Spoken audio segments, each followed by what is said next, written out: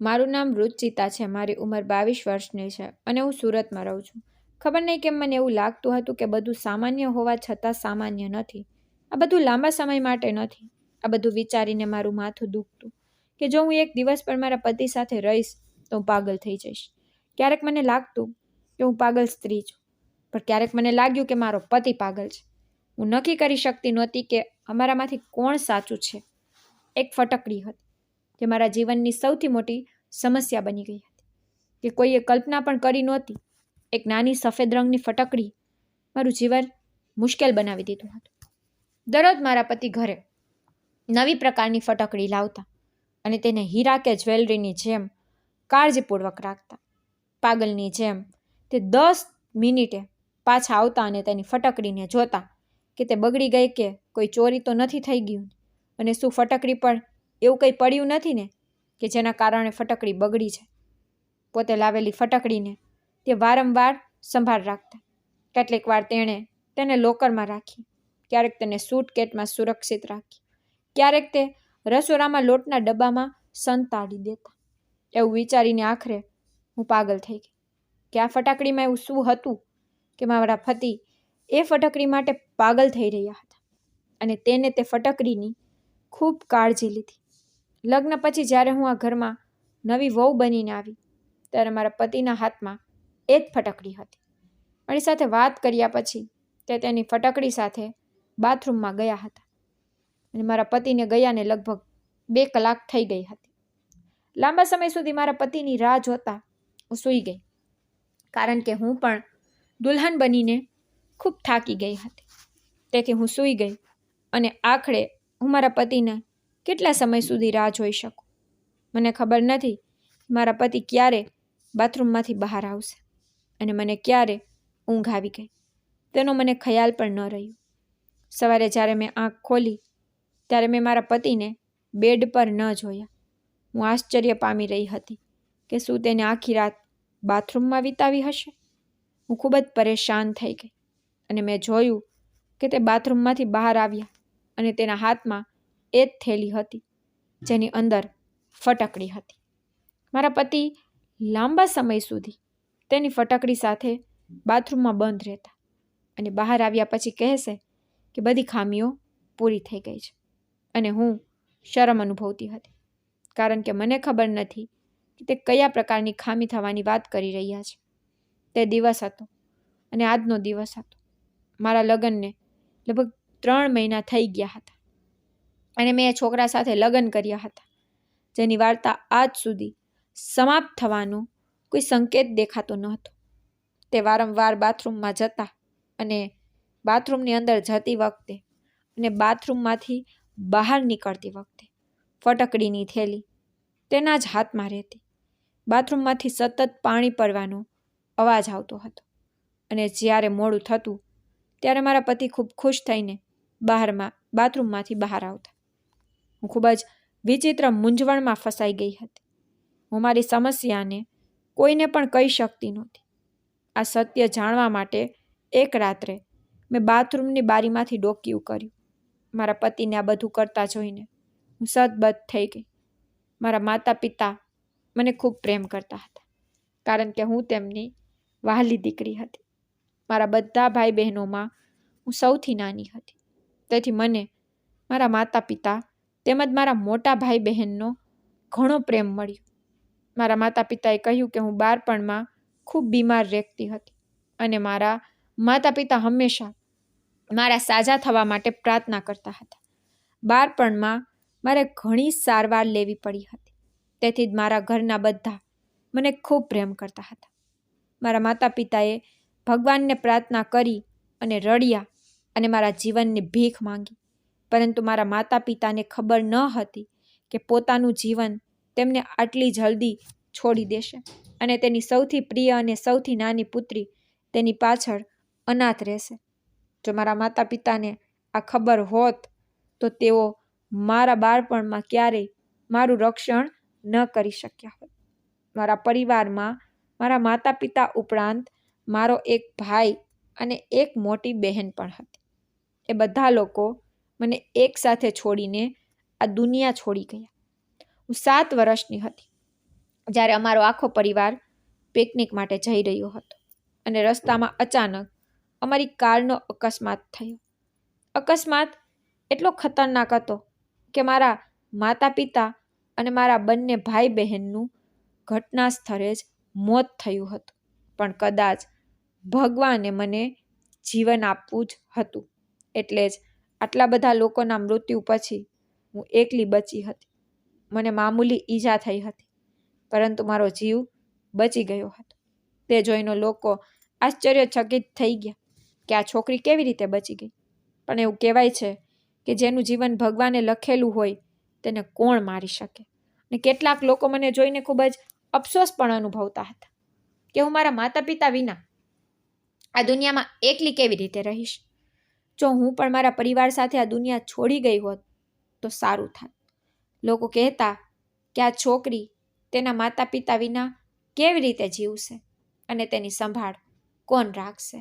આ રીતે મારો આખો પરિવાર ખતમ થઈ ગયો અને હું એકલી પડી ગઈ, કારણ કે હું સંપૂર્ણપણે એકલી જ થઈ ગઈ હતી. મારા પિતાના સોતેલા ભાઈએ મને તેમના ઘરમાં જગ્યા આપી હતી, કારણ કે બીજું કોઈ મને તેમની સાથે રાખવા તૈયાર ન હતું. અને મારી માના સંબંધીઓ પણ ડરના કારણે ક્યારેય અમારા ઘરે શોક વ્યક્ત કરવા પણ આવ્યા નહોતા. મારા કાકા અને કાકીના ઘરે રહેવા લાગી અને તેમની દીકરીઓનું ઉતરણ પહેરાવીને અને બચેલો ખોરાક ખાઈને હું ત્યાં રહેતી હતી. તેઓ મને ખૂબ ટોણા મારતા હતા. તેમના ટોણા સાંભળતા જ હું યુવાન બની ગઈ હતી. અને આ રીતે સમય ઝડપથી પસાર થતો ગયો અને હું લગ્નની ઉંમરે પહોંચી ગઈ હતી. અને ઘણા માંગા મારા માટે આવી રહ્યા હતા. મારાથી છુટકારો મેળવવા મારી કાકીએ મારા લગ્ન એવા વ્યક્તિ સાથે કર્યા જેને હું ઓળખતી પણ નહોતી. તેમ છતાં મેં વિચાર્યું કે આખો દિવસ મારા કાકીના ઘરે નોકરાણીની જેમ કામ કરવાને બદલે હું મારા પતિના ઘરે કામ કરીને તેની સેવા કરું તો સારું. જ્યારે મેં મારા પતિને જોયો ત્યારે છોકરો ખૂબ જ સુંદર અને સ્માર્ટ હતો, તેથી જ મને ચિંતા ઓછી થઈ. પછી મેં સાંભળ્યું કે છોકરાનું પોતાનું ઘર છે તો હું તેનાથી વધુ ખુશ થઈ ગઈ. આંટીએ પોતાને જીવનથી બચાવવા તાવડામાં મારા લગ્ન કરી દીધા, કારણ કે હું ખૂબ જ સુંદર હતી. મારી કાકીની દીકરીઓ મારાથી વધુ સુંદર ન હતી, તેથી ઈર્ષાથી કાકી મને જલ્દીથી વિદાય આપવા માંગતા હતા, જેથી તેની દીકરીઓ માટે આગળનો રસ્તો સાફ થઈ શકે. વિદાય સમયે કાકીએ મને કહ્યું હતું કે હવે તું તારા સાસરે જ રહેજે, મારા ઘરે આવવાની જરૂર નથી. તારો ખર્ચ ઉઠાવવા માટે મારી પાસે એટલા પૈસા નથી. સંજોગો ગમે તે હોય તારે તારા સાસરે જ રહેવું પડશે. અને જો તને તારા સાસરિયાના ઘરમાં કોઈ સમસ્યા આવે તો તેને ચૂપચાપ સહન કરજે. ડિવોર્સ લેવાનો ઢોંગ કરીને મારા ઘરે આવવાની જરૂર નથી. આંટીના શબ્દોએ મને ખૂબ પ્રભાવિત કરી. હું એ વાતથી પરેશાન હતી કે મને ખબર નથી કે તે મારી સાથે આવી વાતો કેમ કરી રહી છે. મારી વિદાય પણ હજી પૂર્ણ થઈ ન હતી અને તે છૂટાછેડા સુધી વાત પહોંચી ગઈ હતી. આખરે તે આવું કેમ બોલી રહી હતી? મારા સસરાના પરિવારના સભ્યોમાં કંઈક ખોટું હતું. મારા મનમાં અજીબોગરીબ પ્રશ્નો ઉઠવા લાગ્યા અને આ સવાલો વિશે વિચારતી જ્યારે મેં મારા કાકાના ઘરને વિદાય આપી ત્યારે લગ્નની પહેલી જ રાત્રે મને સમજાયું કે કાકી આવી વાત કેમ કરે છે. અમારા લગ્નની પહેલી રાતે મારી સાથે સુવાને બદલે મારા પતિએ આખી રાત બાથરૂમમાં વિતાવી. તો તેની માનસિક સ્થિતિ શું હશે? સંકોચના કારણે હું મારા પતિને પણ આ પ્રશ્ન પૂછી શકી નહીં, કારણ કે હું એક નવપરિણીત વહુ હતી અને મારા પતિ આવું કેમ ન કર્યું અને આખી રાત બાથરૂમમાં કેમ વિતાવી. એને લાગ્યું કે હું સૂઈ ગઈ હતી અને કદાચ તે પણ આવ્યા પછી સૂઈ ગયા હશે. કદાચ સવારે તે ફરીથી બાથરૂમમાં નહાવા ગયા હશે. બસ આટલું વિચારીને મેં મારા હૃદયને સાંત્વના આપી દીધી. પરંતુ મારા આશ્વાસનનો કોઈ ફાયદો ન થયો. લગ્નનો 1 મહિનો પૂરો થતાં જ મારી સાસુએ પૌત્ર પૌત્રીઓની માંગ શરૂ કરી દીધી. મારા સાસુને પણ ખબર ન હતી કે તેમના પુત્રએ મને મહિનામાં 1 દિવસ પણ સ્પર્શ કર્યો નથી. તેમનો દીકરો કોઈ અજાણી પ્રવૃત્તિઓમાં વ્યસ્ત હતો અને હું સંકોચને લીધે આ વાત કોઈને કંઈ પણ ન શકી. 1 મહિના પછી જ્યારે હું મારા કાકીના તેના ઘરે મળવા ગઈ ત્યારે તે મને જોઈને નારાજ થઈ ગઈ અને અચાનક તેણે મને પૂછ્યું કે તે તારું ઘર છોડ્યું કે નહીં. કાકીના પ્રશ્ન પર મેં ખૂબ આશ્ચર્યથી તેની તરફ જોયું. મારા વિદાય સમયે પણ તેણીએ મારી સાથે આવું જ વર્તન કર્યું હતું. અને 1 મહિના પછી જ્યારે હું તેને મળવા આવી ત્યારે પણ તે મને આવી જ વિચિત્ર વાતો કહેતી હતી. મેં આંટીને કહ્યું કે ના, હું ફક્ત તમને મળવા જ અહીં આવી છું, અહીં રોકાવા નથી આવી. તેના શબ્દોથી મને ખૂબ જ દુઃખ થયું. મેં મારું આખું બાળપણ આ ઘરમાં જ વિતાવ્યું હતું.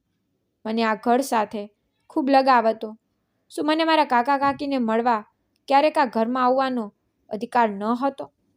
હું ઉદાસ થઈને મારા ઘરે પાછી આવી અને અહીં મેં જોયું કે મારા પતિ ફટકડી ઉપાડીને બાથરૂમમાં જતા હતા. પણ હું મારા પતિને ક્યારેય જોઈ શકી નહીં. હું આ ઘરમાં મારા પતિ માટે એક નિર્જીવ વ્યક્તિ હતી. તે તેની પત્ની કરતાં ફટકડીને વધારે ચાહતો હતો. ક્યારેક મને લાગતું કે હું મૌન રહીને મારા ગુસ્સાને કાબૂમાં રાખું અને મારા નસીબમાં લખેલું સમજું અને મારા ભાગ્ય સાથે સમાધાન કરું. પછી બીજી જ ક્ષણે મને યાદ આવે કે મારે શા માટે ચૂપ રહેવું જોઈએ અને મારે મારા પતિ વિશેનું આખું સત્ય દુનિયાની સામે લાવવું જોઈએ. પરંતુ હું આ ફક્ત મારા સપનામાં જ કરી શકતી હતી અને વાસ્તવિકતામાં મારે શું કરવું તે ખબર ન હતી. હવે મેં મારી જાતને ઘરના કામકાજમાં વ્યસ્ત રાખવાનું શરૂ કરી દીધું હતું અને બંને તેટલું હું મારી જાતને વ્યસ્ત રાખવાનો પ્રયત્ન કરતી હતી. હવે મારું બધું ધ્યાન મારા પરિવારના કપડાં ધોવા, રસોઈ બનાવવા અને ઘરની સફાઈ કરવા પર કેન્દ્રિત હતું. હું મારી કાકીના ઘરે નોકરાણી પણ હતી અને સાસરે આવ્યા પછી પણ નોકરાણીનું જીવન જીવતી હતી. પછી મેં વિચાર્યું કે હું ક્યાં સુધી આ પ્રકારનું જીવન જીવતી રહીશ. મારે મારા પતિ સાથે વાત કરવી પડશે. બન્યું એવું કે મારા પતિને આ સાંભળીને શોક લાગ્યો હતો.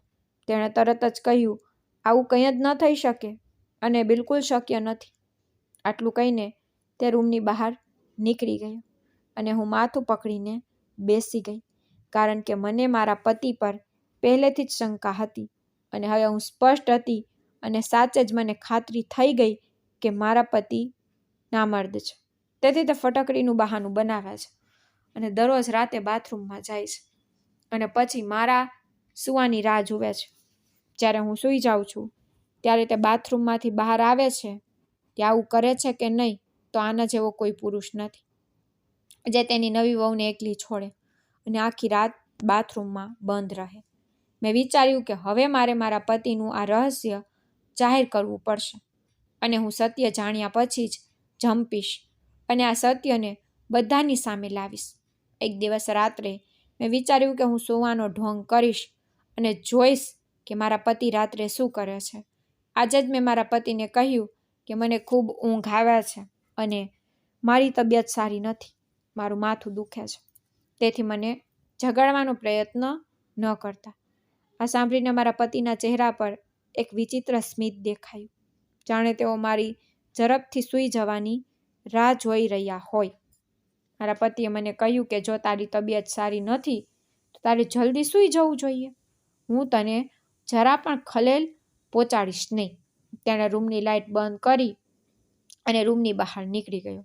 તે સાચું હતું કે હું સૂતાની સાથે જ મને નીંદર આવી જતી, કારણ કે હું આખો દિવસ ખૂબ જ કામ કરતી હતી અને જ્યારે હું થાકથી કંટાળીને મારા પલંગ પર સૂઈ ગઈ ત્યારે હું તરત જ સૂઈ ગઈ. પણ આજે હું જાગવાનો ખૂબ જ પ્રયત્ન કરી રહી હતી, પણ ઊંઘ પર મારો કંટ્રોલ નહોતો રહેતો. આજે મેં વિચાર્યું કે દિવસ દરમિયાન જ્યારે મારા પતિ ઘરે હતા ત્યારે મેં તેમને કહ્યું કે મારી તબિયત સારી નથી અને હું સૂવા માંગતી હતી. તેથી તેણે મને કહ્યું કે હા, તે ઠીક છે, ઘરનું કામ કોઈ પણ કરી લેશે, તમે આરામથી સૂઈ શકો છો. મારી સાસુએ વિચાર્યું કે હું ગર્ભવતી છું અને મારી તબિયત સારી નથી, તેથી હું આરામ કરી રહી છું અને મારા સાસુએ પણ મને કોઈ કામ માટે કહ્યું નહીં. તો મને આરામ કરવાનો મોકો મળી ગયો. મેં દિવસ દરમિયાન જ્યારે મારી ઊંઘ પૂરી કરી હતી અને મારા હૃદયને સંતોષવા માટે સૂઈ ગઈ હતી, જેથી કરીને હું મોડી રાત સુધી જાગી શકું. હું લગભગ 1 કલાક સુધી મારા પતિની રાહ જોતી રહી. 1 કલાક પછી જ્યારે મારા પતિ રૂમમાં આવ્યા, હું જાણે ગાઢ ઊંઘમાં હોઉં. મેં જોયું કે તે એ જ ફટકડીની થેલી લઈને બાથરૂમમાં ગયા હતા. જ્યારે તેણે બાથરૂમનો દરવાજો બંધ કર્યો, હું તરત જ ઊભી થઈ. મને ડર ન હતો કે તે બહાર આવશે, કારણ કે હું જાણતી હતી કે તે લાંબા સમય સુધી બહાર આવવાના નથી. હું ઘરની પાછળની બાજુએ જવા લાગી અને ચોરની જેમ ધીમેથી ઊભી થઈ. બાથરૂમની બારી પણ હતી, પણ બાથરૂમની બારી ઘણી ઊંચાઈ પર હતી અને હું તે બારીમાંથી અંદર પણ જોઈ શકતી નહોતી, કારણ કે હું બારીની ઊંચાઈ માટે ખૂબ જ ટૂંકી હતી.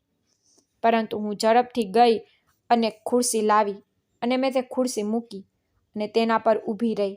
તે સમયે રાતના 2 વાગ્યા હતા અને ઘરના બધા લોકો ઊંઘી ગયા હતા અને મને કોઈ જોઈ શક્યું ન હતું.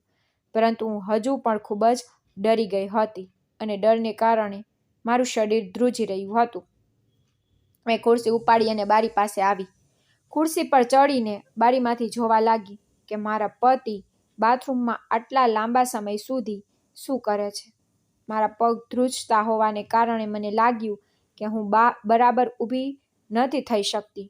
કદાચ હું પડી જાઉં. મેં હિંમત ભેગી કરી અને ખુરશીની ટોચ પર ઊભી રહી, પણ બાથરૂમની બારીમાંથી અંદર નજર કરતાં જ મારી નજર સામે અંધારું થવા લાગ્યું. મેં મારી જાતને ખુરશી પરથી પડતી બચાવી હતી.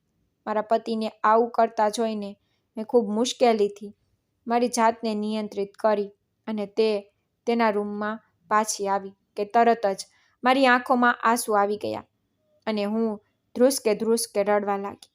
મને મારા ભાગ્ય પર રડવાનું મન થયું, કારણ કે આજે મારી આંખો સામે મારા પતિની વાસ્તવિકતા સ્પષ્ટ દેખાઈ રહી હતી.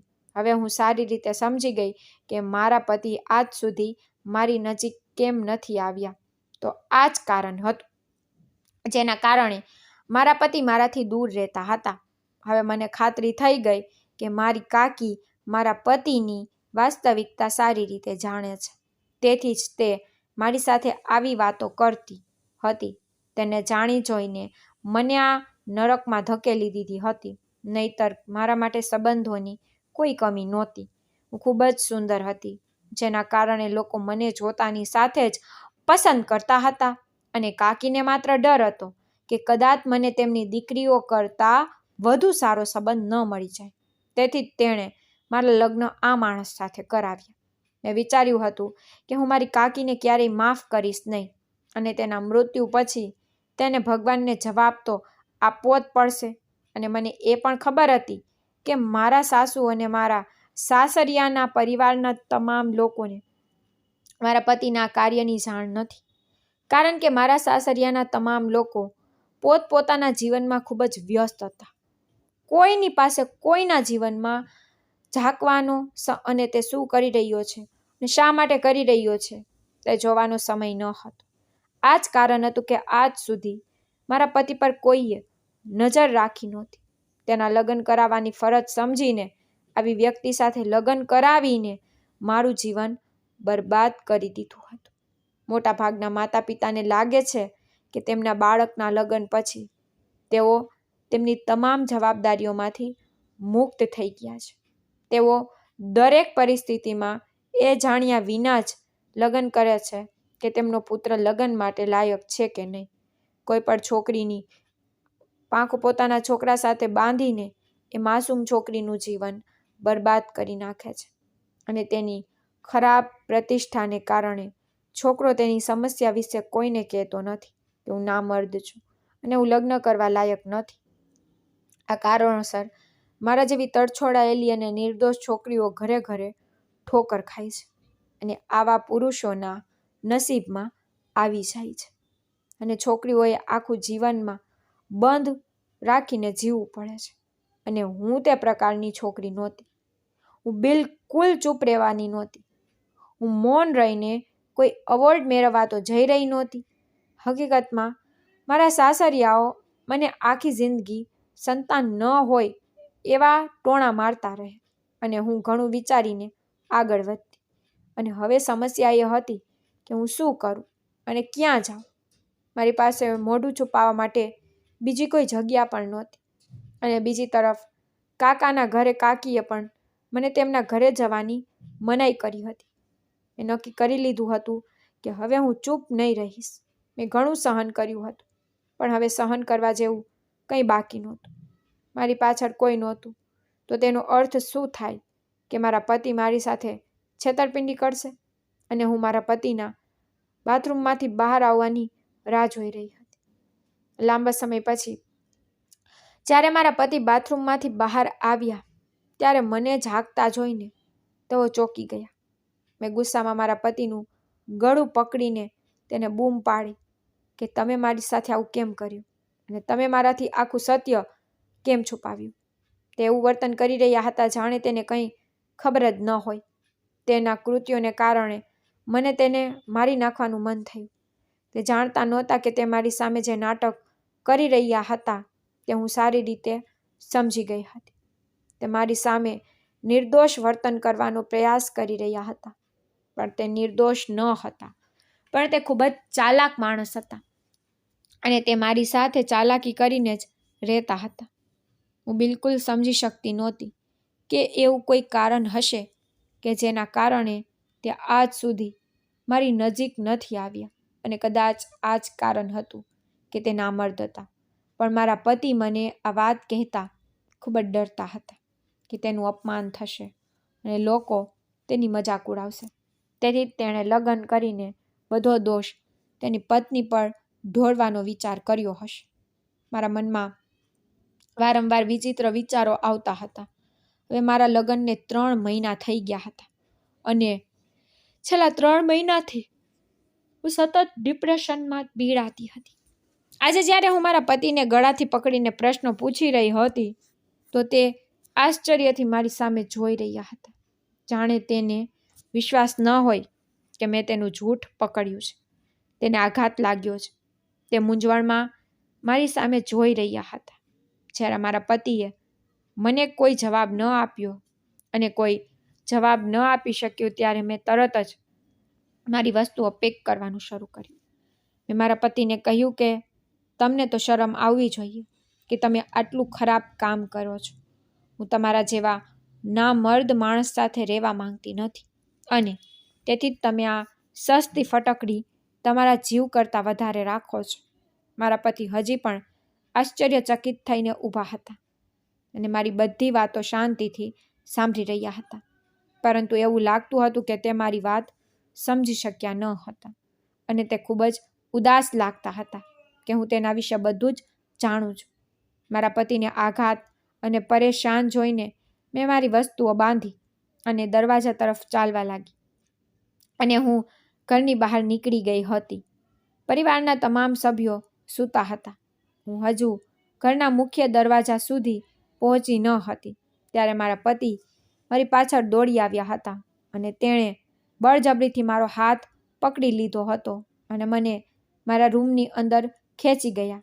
મેં અવાજ કરવાની કોશિશ કરી તો તેણે મારા મોં પર હાથ રાખ્યો, જેના કારણે મારો અવાજ બંધ થઈ ગયો અને હળવા અવાજમાં તે મને શાંત રહેવાનું કહેતા રહ્યા અને મને રૂમમાં લઈ આવ્યા અને પલંગ પર બેઠા પછી રૂમનો દરવાજો અંદરથી બંધ કરી દીધો.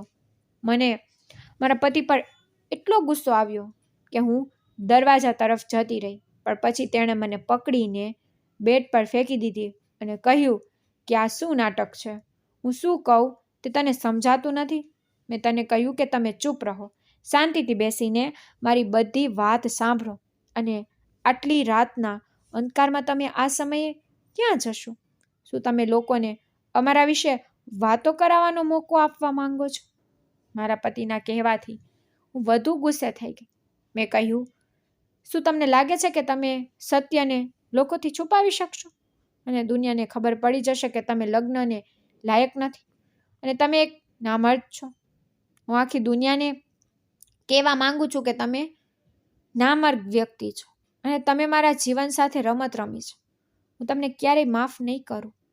હું મારા હોશ ગુમાવી બેઠી હતી અને મારા મોંમાં જે આવતું હતું તે કહી રહી હતી. મારી પાસેથી આ બધું સાંભળીને મારા પતિએ મારા મોઢા પર જોરદાર થપ્પડ ચડાવી દીધી. હું તેમની થપ્પડ સહન ન કરી શકી અને ડગાઈ ગઈ અને જમીન પર પડી ગઈ. અને જ્યારે મારા ઘૂંટણ જમીનને સ્પર્શ્યા ત્યારે મને સખ્ત દુખાવો થતો હતો અને મારી આંખો પીડાથી ભરાઈ ગઈ અને હું રડવા લાગી. બલકે આ ઈજા ખૂબ જ નાની હતી. મારા હૃદય પર જે ઈજા થઈ હતી તેનાથી મારા આખા હૃદયને ઈજા થઈ ગઈ હતી. હું ચોંકી ગઈ અને મારા પતિ તરફ વ્યથાથી જોયું. મને કોઈ અપેક્ષા નહોતી કે મારા પતિ આખરે મારા પર હાથ ઉપાડશે. બીજી ક્ષણે થપ્પડનું દર્દ ભૂલીને હું મારા પતિ સામે આવીને ઊભી રહી અને કહ્યું કે તમે મને થપ્પડ મારશો તો પણ હું હવે આ ઘરમાં નહીં રહી શકું. હું પણ બૂમો પાડવા લાગી અને મારા પતિ સાથે વાત કરવા લાગી. મારા પતિએ ફરીથી મને કહ્યું કે નીચા અવાજમાં વાત કર, નહીંતર આખો પરિવાર જાગી જશે. મારા પતિ ખૂબ ગુસ્સામાં હતા અને તેમની આંખોમાં ગુસ્સાના હાવભાવ સ્પષ્ટ દેખાતા હતા. મારા પતિએ કહ્યું કે તમે જે વિચારી રહ્યા છો એવું કંઈ નથી. કદાચ તમને ભૂલ થઈ હશે. હું નામર્દ નથી. તમે મનમાં વિચારવાનું બંધ કરો. હું નામર્દ નથી. તેના બદલે હું એક ખૂબ જ ગંભીર રોગનો શિકાર છું, જેના કારણે એક વેદે મને આ ટ્રીટમેન્ટ વિશે કહ્યું હતું. ફટકડીનો ઉપયોગ કરીને હું જલ્દીથી સ્વસ્થ બનીશ.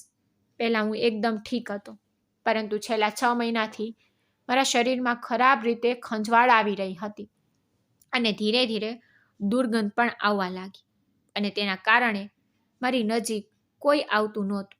મેં મારા રોગની દરેક રીતે સારવાર કરી, મોટા ડૉક્ટરોની સલાહ લીધી અને ઘણી મોંઘી દવાઓ પણ વાપરી. નેટ પર દરેક ઘરગથ્થુ ઉપચાર જોઈ મેં તેનો ઉપયોગ કર્યો, પરંતુ મને માત્ર સામાન્ય લાભો મળ્યા. પરંતુ હવે મારી બીમારી ઘણી હદે વધી ગઈ હતી અને મારે ઘણી સમસ્યાઓનો સામનો કરવો પડ્યો હતો. જ્યારે મેં ઘણા મોટા ડૉક્ટરોની સલાહ લીધી ત્યારે તેઓએ મને કહ્યું કે મારા લોહીમાં ચેપ છે. થોડા વર્ષો પહેલાં જ્યારે હું ખૂબ જ બીમાર પડ્યો ત્યારે મને લોહીની જરૂર હતી. ત્યારબાદ ડૉક્ટરની સલાહ પર એક વ્યક્તિએ મને બ્લડ આપ્યું અને ત્યારથી હું આ બીમારીનો શિકાર બન્યો છું. ડૉક્ટરનું એવું કહેવાય છે કે તે માણસના લોહીમાં એલર્જી હતી, તેથી મારા લોહીમાં પણ ચેપ લાગ્યો અને મારા આખા શરીરને એલર્જી થઈ ગઈ. તે માણસનું લોહી મને અનુકૂળ ન આવ્યું અને ત્યારથી મારી આ હાલત છે. ડૉક્ટરે કહ્યું કે જો તમે કોઈની નજીક જાઓ છો તો તમારી બીમારીમાં મારી કોઈ બીજામાં પણ ફેલાઈ શકે છે. એટલા માટે હું તારી નજીક નથી આવ્યો. પણ સમસ્યા માત્ર એલર્જીની ન હતી. બીજી સમસ્યા એ હતી કે જો હું તારી નજીક આવું તો તને પણ મારો રોગ થઈ શકે. આ કોઈ નાની બીમારી નથી, પણ ખૂબ જ ખરાબ અને ફેલાતો રોગ છે. હું ઈચ્છતો નહોતો કે તું મારા જેવી બને. મારી સારવાર ઘણા સમયથી ચાલી રહી હતી, પણ ધીરે ધીરે મારી તકલીફો વધતી જતી હતી. જ્યારે કોઈએ મને પ્રસિદ્ધ એક વેદ વિશે કહ્યું ત્યારે હું તેમની સલાહ મુજબ તે વેદ પાસે ગયો. જ્યારે હું વેદને મળ્યો ત્યારે તેણે મારી સંપૂર્ણ તપાસ કરી અને મને ખાતરી આપી કે હું જલ્દી સાજો થઈ જઈશ. આ વેદે મારી સારવાર શરૂ કરી દીધી હતી અને બીજી તરફ મારા પરિવારના સભ્યો મારા લગ્નને લઈને હોબાળો મચાવતા હતા, કારણ કે મારી એક બહેન લંડનથી આવી હતી અને તેના માટે મારા લગ્નમાં હાજરી આપવી ખૂબ જ જરૂરી હતી, કારણ કે પછી મારી બહેન માટે થોડા વર્ષો સુધી અહીં આવવું શક્ય ન હતું. મેં મારા માતા પિતાને ઘણું કહ્યું કે હું હજી લગ્ન કરવા તૈયાર નથી, પરંતુ કોઈએ મારી વાત ન સાંભળી અને મને પૂછ્યા વગર મારા લગ્નની તારીખ પણ નક્કી કરી. એ જ રીતે જ્યારે હું વૈદ્યજી પાસે ગયો અને તેમને કહ્યું કે હું લગ્ન કરવા જઈ રહ્યો છું, તો તેણે કહ્યું કે તારે 2-3 મહિના લગ્ન ન કરવા જોઈએ. સારવાર પૂરી ન થાય ત્યાં સુધી તમારે કોઈની નજીક ન જવું જોઈએ. હું મારા પરિવારના દરેક સભ્ય સાથે અંતર જાળવીને જ વાત કરતો હતો. અત્યારે મારા લગ્નની તારીખ નક્કી થઈ ગઈ છે. વૈદ્યજીએ કહ્યું કે જ્યાં સુધી સારવાર પૂરી ન થાય ત્યાં સુધી તારે આટલું બધું કરવું પડશે અને તારે તારી પત્નીથી અંતર પણ રાખવું પડશે. વૈદ્યજીની વાત સાંભળીને હું ખૂબ જ પરેશાન થઈ ગયો. તેમણે કહ્યું કે તમારી આ સમસ્યાનો બીજો કોઈ ઉપાય નથી. એટલા માટે સૌથી પહેલાં તમારે સારું સ્વાસ્થ્ય રાખવું પડશે અને તમારી બીમારી મટાડવી પડશે. પછી તમારે જીવનભર તમારી પત્ની સાથે આરામથી રહેવાનું જ છે. કારણ કે વૈદ્યજી સારવારથી મારામાં ઘણો ફરક પડવા લાગ્યો અને હું ઘણી હદ સુધી સાજો થઈ રહ્યો હતો. તેથી જ મારે વૈદ્યજી સાથે સહેમત થવું પડ્યું અને મેં વિચાર્યું કે લગ્ન કર્યા પછી હું તને આખું સત્ય કહીશ, પણ ખબર નહીં કેમ તને કંઈ કહેવાની મારામાં હિંમત નહોતી અને આ મારી સૌથી મોટી ભૂલ હતી, જેના કારણે તમે મને ખોટો સમજતા હતા અને મને ગેરસમજ કરવાની ફરજ પડી કે વૈદ્યજીએ કહ્યું કે તમારી સાથે ફટકડીથી જ સારવાર કરવામાં આવશે. તેથી જ હું તારી નજીક પણ નથી આવ્યો અને આજ સુધી મેં તારી નજીક બેસીને તારી સાથે વાત કરવાનો પ્રયત્ન પણ નથી કર્યો. અને દરરોજ હું ફટકડી ઘરે લાવતો હતો અને દરરોજ હું નવી ફટકડીથી સારવાર કરતો. એટલા માટે હું પાગલની જેમ ફટકડીનું રક્ષણ કરતો હતો, જેથી હું જલ્દીથી જલ્દી સાજો થઈ શકું અને હું એક સામાન્ય જીવન જીવી શકું અને તને કહી શકું કે હું તારી સાથે સમય પસાર કરવા માટે કેટલો ઉત્સુક હતો. મારી સમસ્યા બહારથી કોઈને દેખાતી નથી, પણ અંદરથી મારી સમસ્યાને કારણે હું ખૂબ જ બેચેન થઈ ગયો હતો. મને માફ કર, તારી પાસે માફી માંગી છું. મેં તારા પર હાથ ઉપાડ્યો અને આટલા દિવસો સુધી મારું આ સત્ય તારાથી છુપાવ્યું. મારા પતિ ખૂબ જ શરમ અનુભવતા હતા. મેં મારા પતિની વાત માની, કારણ કે તેની આંખોમાંથી સતત આંસુ નીકળી રહ્યા હતા અને તેના ચહેરા પર સત્ય સ્પષ્ટ દેખાઈ રહ્યું હતું. મેં મારા પતિને કહ્યું કે જો તમે મને આ વિશે પહેલાં કહ્યું હોત તો હું છેલ્લા 3 મહિનાથી આટલી પરેશાન ન હોત. મારા મનમાં જાત જાતના વિચારો આવવા લાગ્યા. મારા સિવાય બીજું કોઈ હોત તો કદાચ તેણે પણ તારા વિશે આવું જ વિચાર્યું હોત અને તારા કેટલાક કાર્ય હતા જેનાથી મને લાગ્યું કે તમે મારી સાથે છેતરપિંડી કરી રહ્યા છો અને હવે હું તમારી પાસે માફી પણ માંગુ છું કે મેં તમારી સાથે ખરાબ વર્તન કર્યું. મેં ખૂબ જ શરમ અનુભવી અને મારા પતિની માફી માંગી અને તેમને ખાતરી આપી કે હું હંમેશા તમારો સાથ આપીશ અને જ્યાં સુધી તમે સંપૂર્ણ સ્વસ્થ ન થાવ ત્યાં સુધી હું તમારી સંપૂર્ણ સંભાળ રાખીશ. તે દિવસ અને આજનો દિવસ હું અને મારા પતિ હંમેશા એકબીજાની સાથે છીએ અને ભગવાનની અપાર કૃપાથી ધીમે ધીમે મારા પતિનો રોગ પણ દૂર થયો અને મારા પતિ હવે એકદમ સ્વસ્થ છે અને અમે પતિ અને પત્ની એકબીજા સાથે ખૂબ જ સારું જીવન જીવીએ છીએ. ક્યારેક આપણી ઘણી નાની નાની ગેરસમજણ ઘરને બરબાદ કરે છે. આપણે આપણા જીવનસાથીને સારી રીતે સમજવાનો પ્રયત્ન કરવો જોઈએ, પણ આપણે ફક્ત પોતાના વિશે જ વિચારીએ છીએ. આપણને ખબર નથી હોતી કે સામેના વ્યક્તિના દિલની શું હાલત છે અને તે કઈ સમસ્યાનો સામનો કરી રહ્યો છે. જો આપણે કોઈની સમસ્યાને સમજી શકીએ તો આપણે તેને સમર્થન આપી શકીએ અને તેને સફળ બનાવી શકીએ અને તેની સમસ્યાને તેના મૂળમાંથી દૂર કરી શકીએ. હું ભગવાનને પ્રાર્થના કરું છું કે ભગવાન આપણને વિચારવાની અને સમજવાની હિંમત આપે. યોગ્ય નિર્ણયો લેવા માટે અમને વધુ શક્તિ અને સમજણ આપો. અને હવે મારી પાસે 3 વર્ષની પુત્રી છે. એવું લાગે છે કે મારા જીવનની બધી સમસ્યાઓ દૂર થઈ ગઈ છે, કારણ કે મારા પતિ એટલા સારા પતિ છે કે ક્યારેક હું મારા નસીબ પર પણ વિશ્વાસ કરી શકતી નથી કે આ એ જ માણસ છે જેના પર મેં પહેલાં કંઈ પણ જાણ્યા વગર અનેક આરોપો લગાવ્યા હતા અને તેના પર શંકા કરી કે હવે હું મારા સમગ્ર પરિવાર સાથે ખૂબ જ ખુશ છું. મિત્રો, મને આશા છે કે તમને અમારી વાર્તા પસંદ આવી હશે. જો જો તમને વાર્તા પસંદ આવી હોય તો વિડીયોને લાઈક કરો. જો તમે ચેનલ પર નવા છો તો ચેનલને સબસ્ક્રાઈબ કરો અને નોટિફિકેશન બેલ દબાવો જેથી આગલી અપડેટ તમને પહેલાં મળે.